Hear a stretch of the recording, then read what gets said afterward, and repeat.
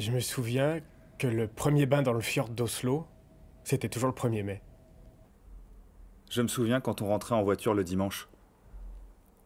On revenait de la campagne, Oslo était déserte. Les arbres me semblaient immenses ici, comparés à ceux du Nord.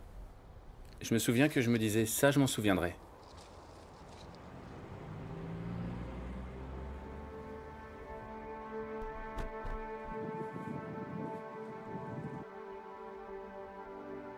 Je me souviens de mon père qui fumait assis dans la cuisine. Il buvait du café en écoutant la radio. NRK2. Je me souviens mieux des gens que de la ville d'Oslo. Quand on s'est installé dans le quartier de Bislett, on s'est soudain senti très adulte.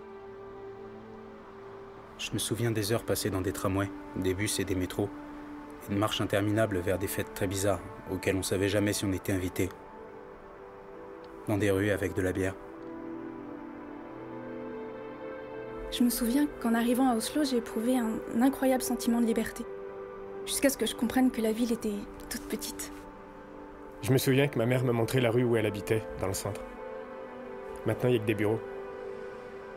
Tous les matchs de foot que j'ai joués. J'ai toujours joué avec les mêmes amis depuis que j'ai 6 ans. On est tous d'Oslo. Je me souviens de son rire. L'odeur de ses cheveux après la plage.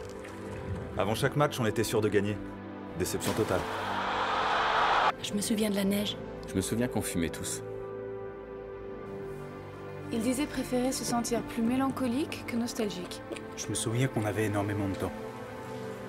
Je me souviens que le lit n'entrait pas dans l'appartement. J'étais triste. Après le cinéma, je me souviens qu'on est monté voir son appartement. C'était un ami proche. Maintenant, c'est un parking. Je l'ai jamais revu. Je me demande ce qu'il est devenu. Ils ont rasé la tour Philips.